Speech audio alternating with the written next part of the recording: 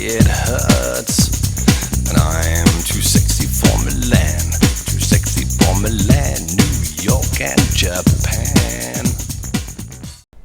Hey, welcome everybody to this week's episode of Doing It with Styles. And if you know me, you know why I'm here.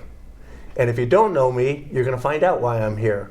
And today I have a very, very, very special guest that is important to me personally because of what she does. And this is Merideth Spriggs, right? Yes. Thank you for coming in. Thank you for having me. You are and I love this. This is absolutely awesome.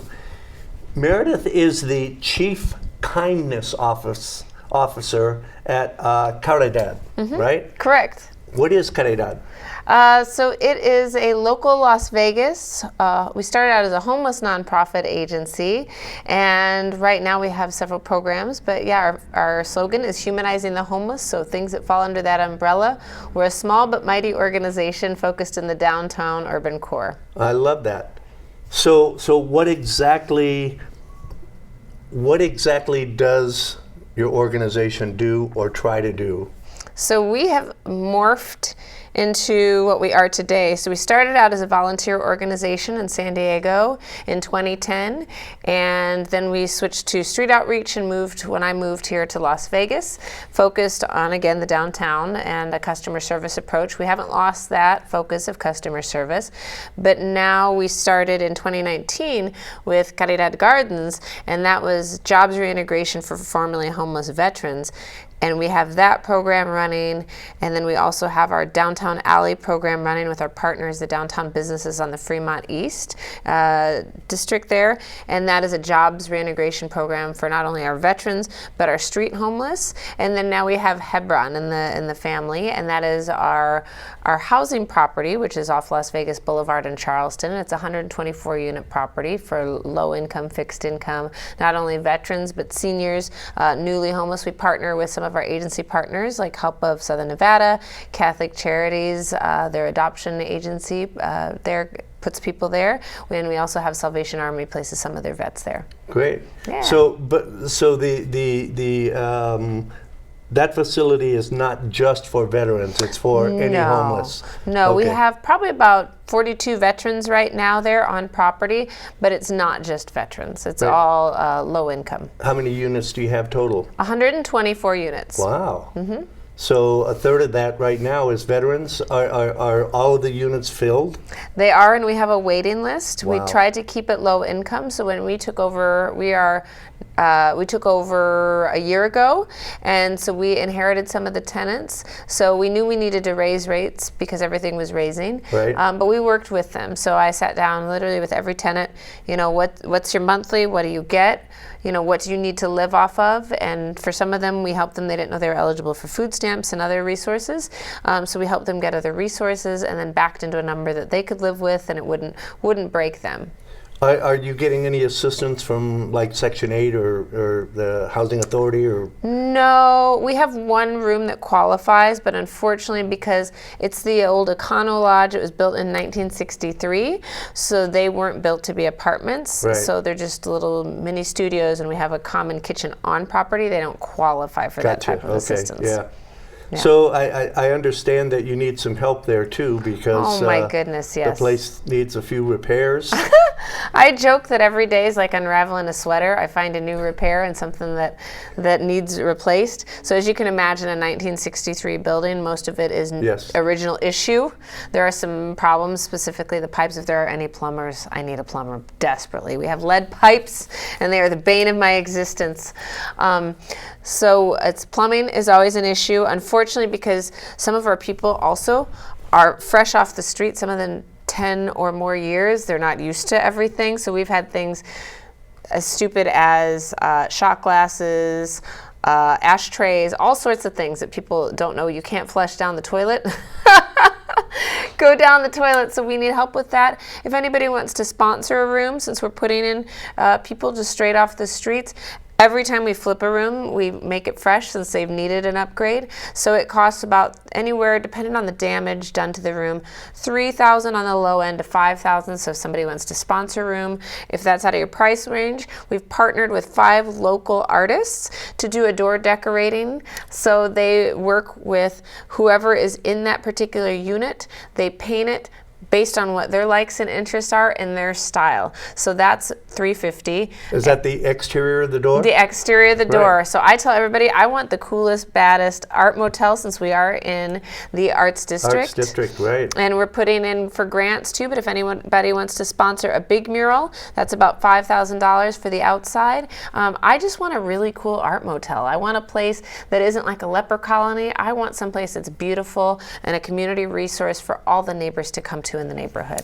So one of the difficulties that I'm sure that you run into is that homeless people have a very hard road. The public looks at them as less than human sometimes, and it's not always their fault. And most of us are 1 or 2 paychecks away from being homeless.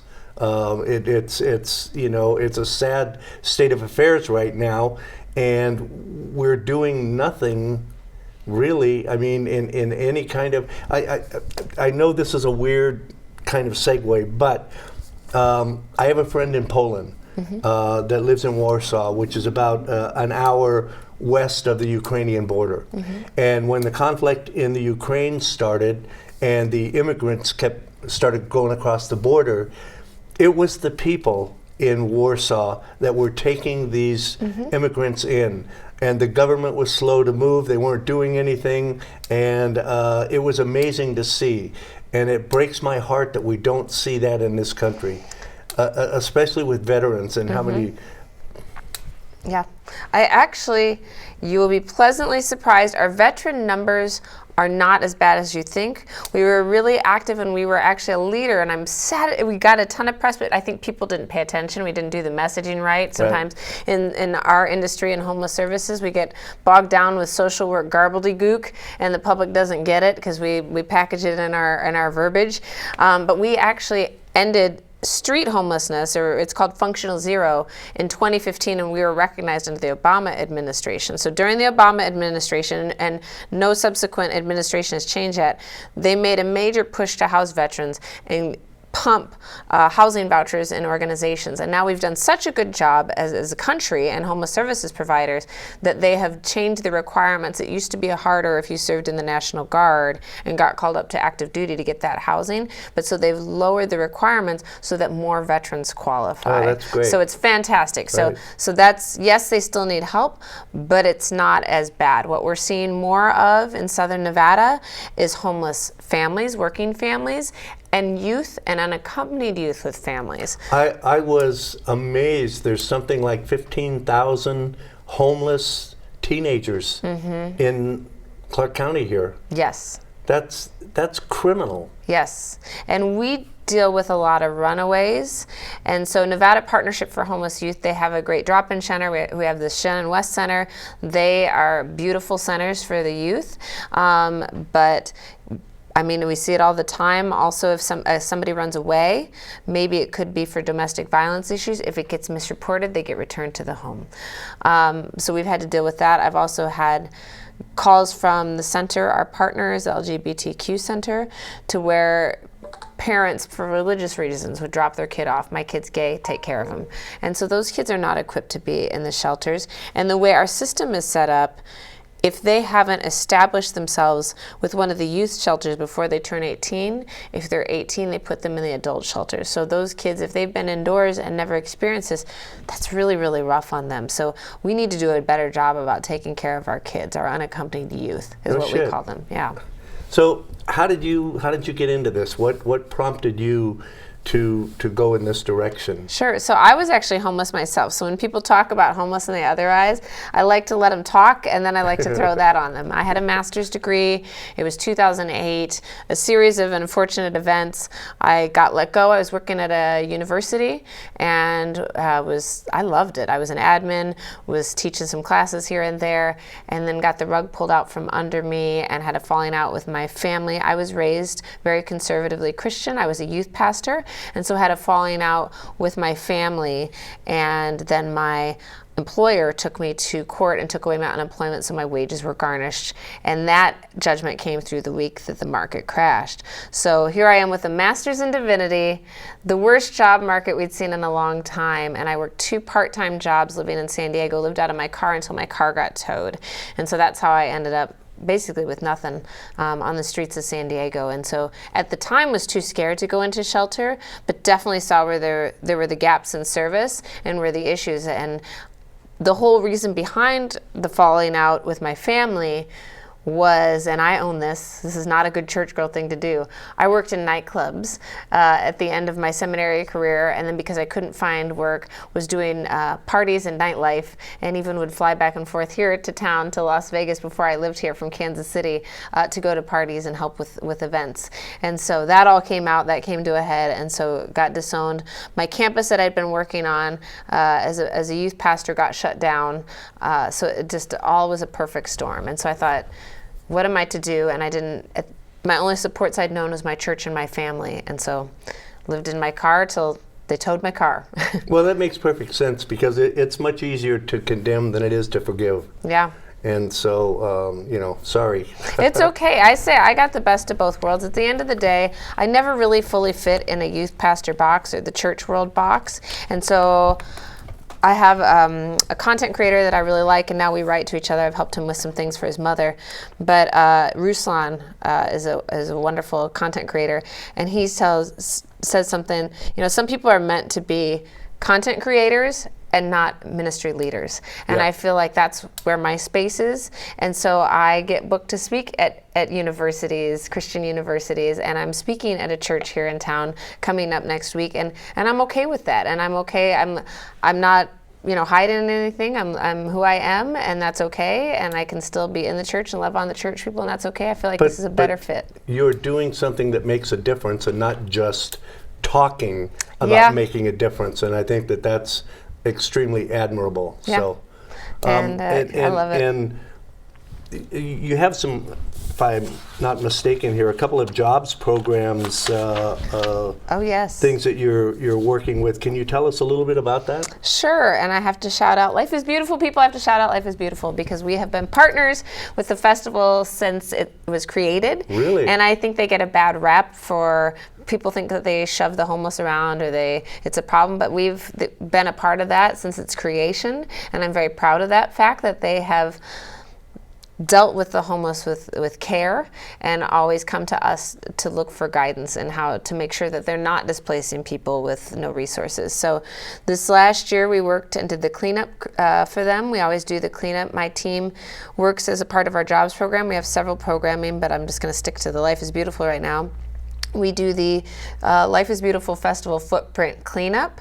So it's the hazardous waste removal. So human feces, needles, all the things that could be dangerous for a crew setting up that isn't trained. So my team is trained in that hazardous waste removal. And so we do that for them, and we quite literally radio it in so they can set up the footprint and close off the streets. And then after it's done, we do a real quick tidy up and walk through to make sure that there's no other hazardous waste again. And then they open it up to the public when they're done. Great. So we started out with our jobs programming in 2019 doing our garden program. So Tony Shea, dear friend, like a brother, his idea was for us to use his indoor hydroponic farm, which is located off 11th and Fremont. We have an indoor hydroponic farm that can grow about 2.5 acres with 5 gallons of repurposed water. So that's pretty awesome. So we grow produce for the bars and restaurants within a 2-mile radius. We wanted to keep it simple, one, because I cannot afford the insurance for vehicles, but two, our footprint is small. We can use the RTC rental bikes or partners with them, put a little hitch on the back, get everything that same day, harvest to delivery. So we started that in 2019. The world shut down, so our model our model didn't work. But we ended up getting grant funding, so to expand and sustain our current programming. So what we found, and we partnered with U.S. Vets. Some of our veterans, again, we started with vets. Some of our veterans had issues, whether they were severely disabled in a wheelchair, PTSD, deep in their addiction issues. So we have our remote gardeners who have planter bins. They're housed at US Vets. They have planter bins at their homes. They get $50 a week stipend, and they're sprouting things from seed for us, some of them custom for their restaurants, but mostly flowering plants. We got a contract with the DT Alley, which is off 6th and Carson. It's an art alley. It's beautiful. The public needs to come down and see it because it used to be a nasty, scary, dark place. Yeah, really. But so the businesses pay into trash removal. They were already doing that in their rents. And so they're saving money by having a centralized trash area. The money savings goes to us, which pays for the staffing. So our team out there does graffiti removal and trash removal for the businesses. And we got grant funding from the city of Las Vegas, so we literally can meet a street homeless person, say, do you want to work today? Give them money, help them get their identifying documents, and within 30 days have them housed and working into full-time employment. The whole worker shortage thing has been a blessing for us because literally our partners will take anybody we refer because they're so desperate for workers. So it's really, what should have been a horrible year for us, 2020, was the best thing that could have ever happened to us as an organization. That's great. And then with Hebron, we're actually able to put our workers into housing. And I have worked on many a homeless project where we have housing and it's zero income, and what I saw was the people that have zero income and are paying zero wreck the place, don't take ownership, aren't invested. So even our DT Alley workers are required to pay something. We subsidize their rent through the grant funding, but they pay something to be in those dorms. And then the only requirement is, show up for work and make your case management. But again, we know we're working with people that might have behavioral issues, so right. We're a little more understanding than your normal job would be. If somebody says, you know what, I can't make it, I'm drunk. Okay, we'll work through that and figure out what's going on so you can succeed and be better. So it's way different than any job. I joke it's like working at Disneyland because we have monthly team meetings with our workers, including the remote gardeners. Everybody in the family, if you work for us, you have to go to our monthly meeting. They're clients, but they're also our workers. And at those meetings, we have suggestions for change. And so out of that has been born a lot of this programming. And so on Wednesdays, we have Wellness Wednesdays. We have trauma recovery yoga once a month that we offer. We have our partners, the LV Bar Stars, that do free workouts.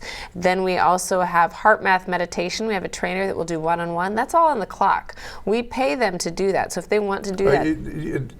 You pay the homeless people or the homeless people and the vets, yeah. Mm-hmm. They're Everybody in our work paid program. To attend these. That's yep, great. If they want to go. Who's doing your trauma recovery yoga? Joyce Bozen, so we love her. She's awesome. Oh, she's the best. Yeah, she's great. I met her a few years back. Her and her team, they're great. So it's whoever is available, either her or her team. You couldn't have gotten better people. Oh yeah, it's a great fit. And what about, do you provide any kind of addiction counseling or anything like that? Or? We offer, so we're harm reduction, low barriers, so we recommend it to them. What does that mean? So I know that means a lot to you, but to some of the people watching. I threw out the social work gobbledygook.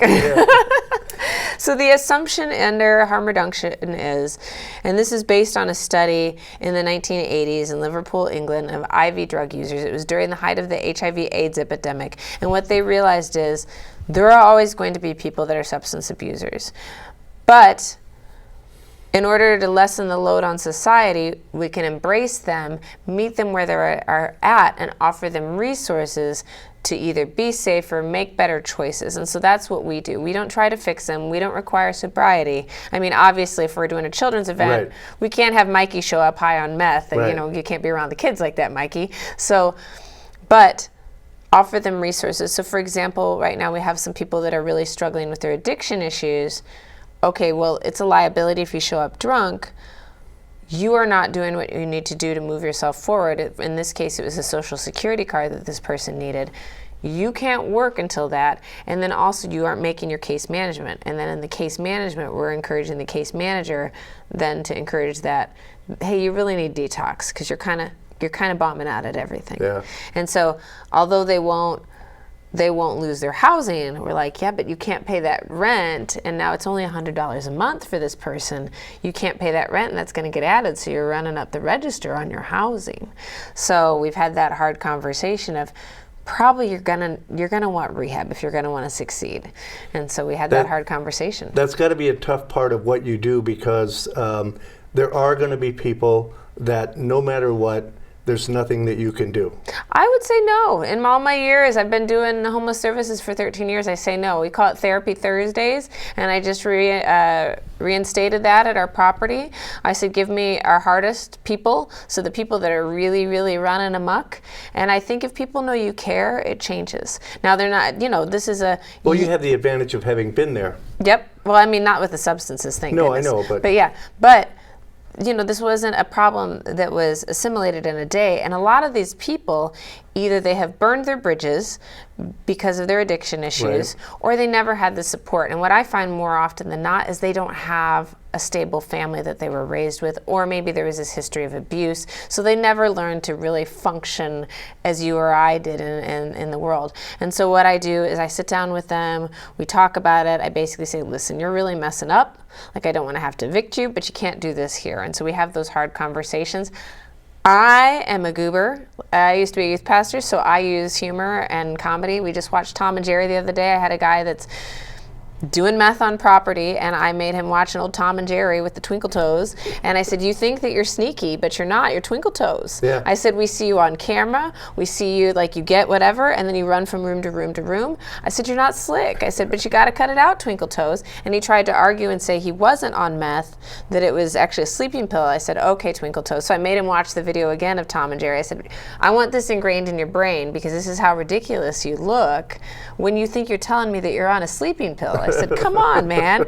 And so we laughed and we had it out, and so then we came up with things. And again, he has a case manager in this case. So I told his case manager ahead of time, hey, we're going to do this. And I told him, you are to check in with them, then you're going to do X, Y, and Z for me, and then we'll revisit this next week, same time. And if you're doing better, I won't go forward with the eviction. And so I told them too, I'd rather do this and be honest with you and come from a place of caring than have this standoff and have this nasty eviction on your record.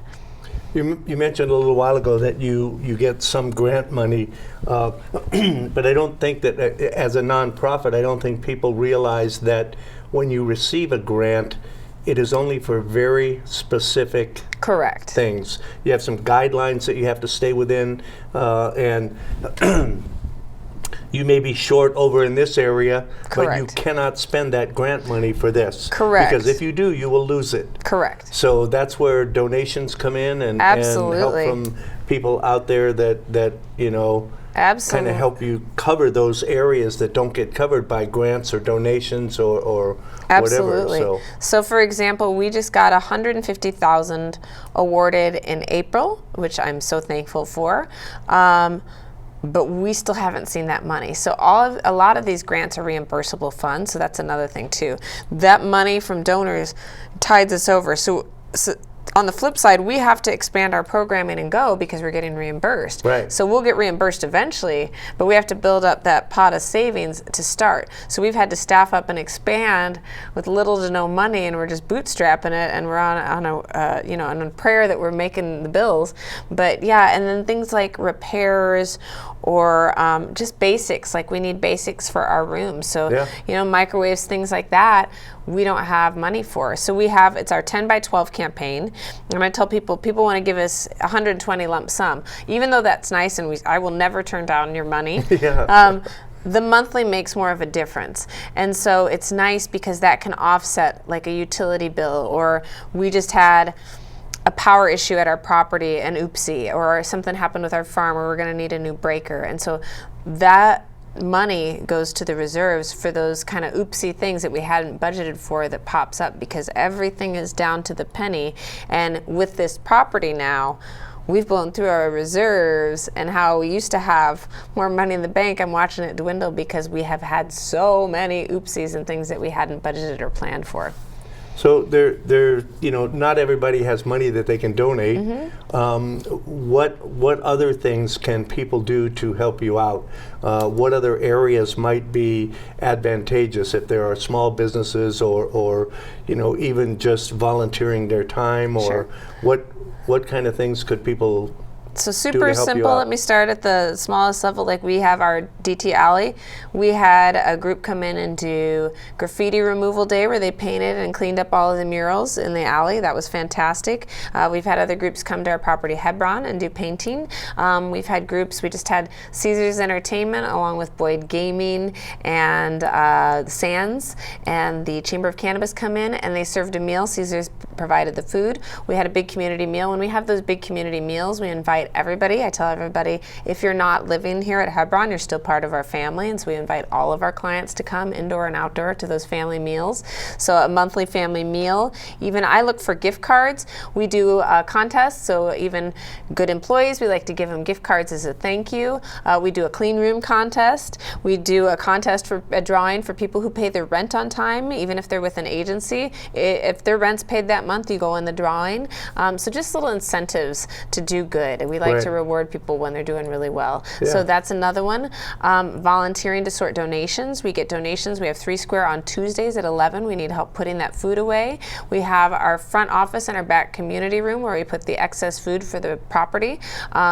We need help sorting that and going through, throwing out the bad stuff, and just like I said, even just any donations coming in, just making it pretty in the front. I like it to look like a hotel. I'm kind of a freak like that. So yeah, just keeping it pretty. But I think that helps give your I don't know, what do you call your clients, your people that you're helping?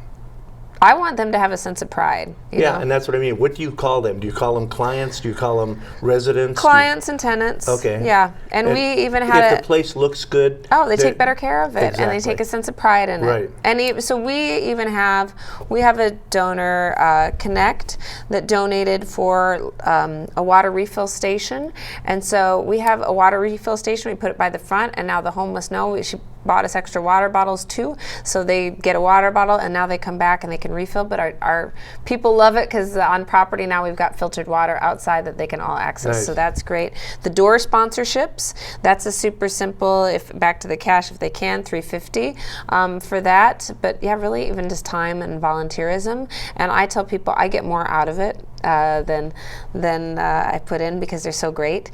We do also game night, Wednesday nights, that's a fun time, and I'm getting ready to do a movie night, so if anybody wants to help with the movie night, our big meals, Thanksgiving and Christmas and Veterans Day, we'd love to do something nice. If people want to partner and help out, we'd love to have you.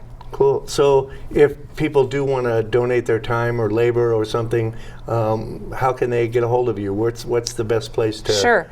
Yes. And also if there's anybody that you can sing or whatever, I would love to do like a little talent show or singing thing with our tenants and our clients.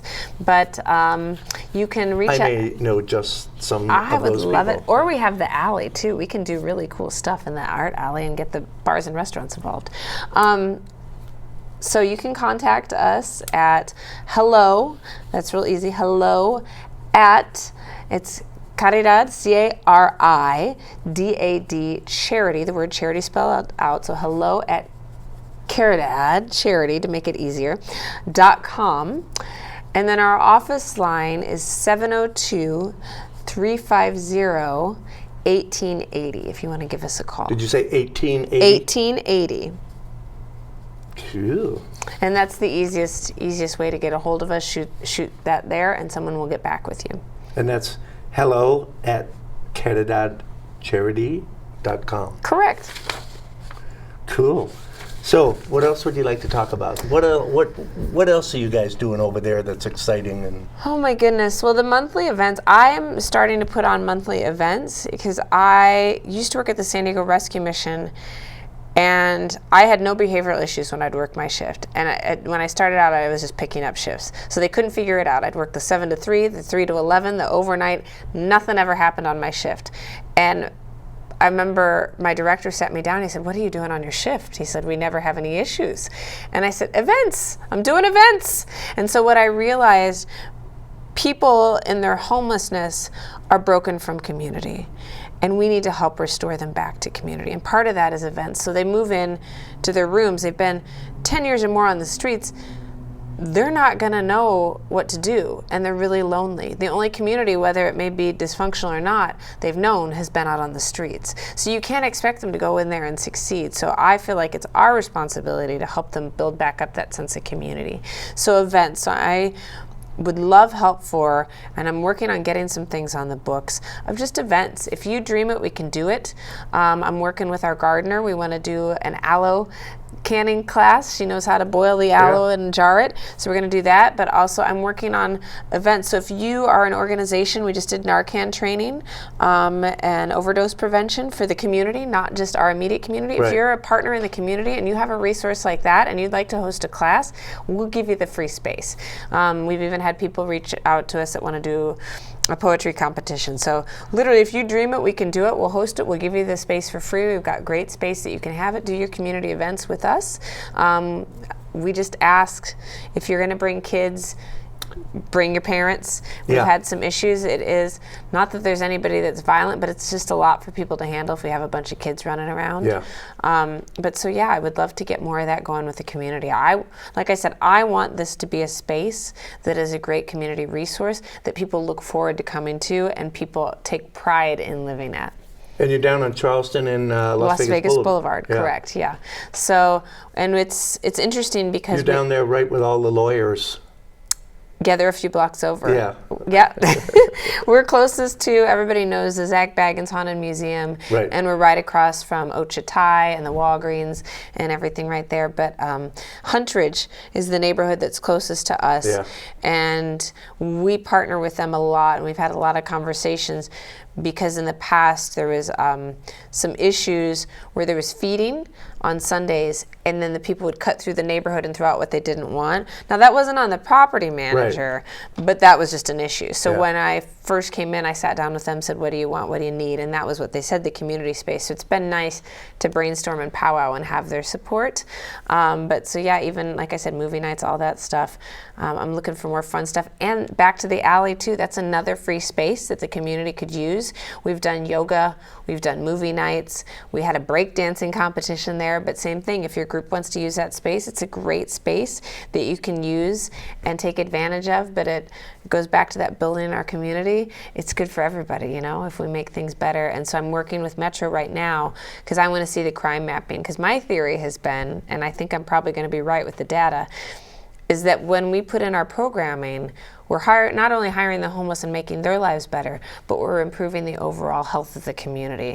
Whether it be with the murals or lowering the crime, because people aren't coming around because, we know that's, so-and-so's spot and they're doing good things, or people are coming and it's more of a presence. I have some friends that every so often they do haircuts like in the park for the homeless people. Oh my goodness, can we get some for our guys? Absolutely. We need some help. We did a Women's Day, and we need, our poor veterans are some shaggy looking old guys. Sorry guys, I'm throwing you under the bus, but you know who you are, you need some haircuts. What reminded me is when you were talking about Huntridge, because we did it over in the Huntridge Park there. Oh yeah. Well, we've got the space, but we definitely have some of our disabled guys struggle to get out, and so we did a great event for women. No, they'll come to you. Yeah, we need for some of our disabled vets. They need it. But they do they'll do the beards. Perfect. They'll do everything, man. They did. To our guy that looks like a garden gnome, you know who you are. Help is on the way. I love it. Shoot.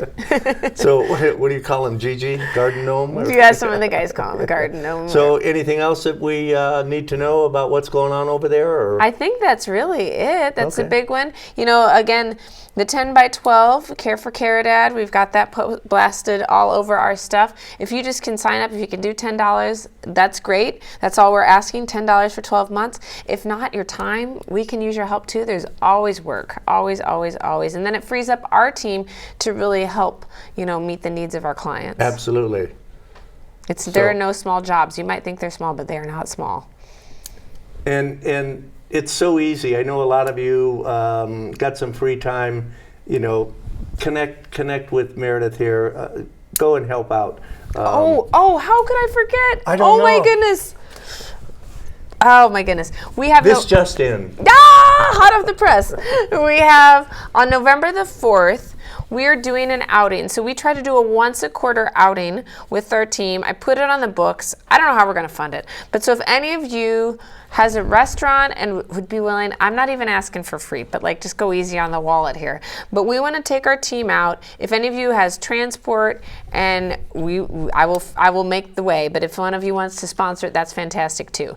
But we are looking for sponsors for that day. We're taking them to Cactus Joe's, and they are learning about the plants. We are going to do some trimmings. Mim, our gardener, is wonderful, so she's taken everybody around. They're going to trim and start plants. They're going to root and learn that process, and they have been wonderful to say, take what you want. So we're going to run around and trim from their plants there, and then we'd like to take them out for a fun day to lunch. If anybody has any connects to any of the sports teams, that would also be a fun incentive. Did you say sports teams? Yes. You mean like the Raiders? Raiders, Aviators, the Lights, any of those, anything. Our guys at our team meetings have expressed an interest in going to any sports of any kind. They just want to get out. I think sometimes, especially because we're in Jay, you know I'm going to give you a call, right? Especially because we're in the downtown core. Right. Even though we've got the gardening, even though we've got this great wellness program, they get stuck in a rut and they get kind of depressed that all they see is the gloom and doom of the concrete, you know. So it'd be fun to get them out of that setting and do something fun. You already have a restaurant that's going to work with you, or I don't. Okay. Are you specifically looking for a restaurant, or would a caterer or somebody that's willing to cater or something like that, or I guess we could do, if they cater, I would ask that it be for the whole 130 group. Right. Because yeah. So if we do that, that's fine too. But then I got to make it for the whole group. Yeah. So of course. I can't. This is an outing that we do just for our workers. We do it once a quarter. So this is like their special outing. Thank you, staff Because I'm appreciation. just trying to figure out, okay, what restaurant could take 130 customers? Oh yeah, at no, one this time? is a much smaller group. This would be a group of about 12 to 15. Oh, okay. Yeah, sorry, I should have clarified. Okay. So this is we try to do, it's a team building that we do with our workers, but it's really just to make them feel special and that they're a part of something. That's what we really try to get over. You know, it's not an us and them. You're part of something bigger now. You're part of this family. And so that's why I try to do it at a once a quarter team outing, a fun day where we do, you know, something farm related so they're learning, but then a fun, like we went go out and eat. Last time our friends at 8 East at Circa hosted us, and we went there and got a big meal, and oh my goodness, they were taking pictures of every dish as it came out. But so that's why we try to treat them to something special. So yes, meals for 130 catering, that's our once a month. Gotcha. But then coming up November 4th, we're looking for a partner to help us with our team outing. And if you want, our last sponsor came with us. We invited them to we did Gilcrease. We got to do a private tour. It was so cool. Oh, wow, yeah. And so we invited that sponsor, and they got to come meet everybody and hang out with us, and they absolutely loved it. So we would, if you're available, we'd also love for you to come hang out with us, because I think you'll fall in love with our veterans. Okay, yeah, that'd be cool. I'd love to. Yeah. Yeah, my problem is getting the hell out of this place. Meredith, thank you so much for coming in and sharing this. Thank you. I am so excited. I had no idea that you existed, that your organization existed. I'm real. I exist. That's right. and that's part of what we try to do here is make sure that groups like you and people like you get your information out there so that we can make a difference. So. I mean, I joke that I'm a 12-year overnight success. So the fact that we're still here after 12 years and I still love getting up every day, I'm so lucky. I'm so lucky, and it's because of the people I work with. That's awesome. Yeah, and I know a couple of the people that you work with, and they're pretty cool. Yeah. So. I love it. I love our clients. I love our tenants. I love my team. Great. Well, the ball's in your court, you guys. So, I'll have all the information for you. And if you can't figure it out, you can contact me here at WWDBTV. So thank you all again, and thank you for paying attention. And please do what you can, spread the word, and see what we can do to make this one of the most successful organizations in Southern Nevada here. And like I always say, if you're going to do it with styles.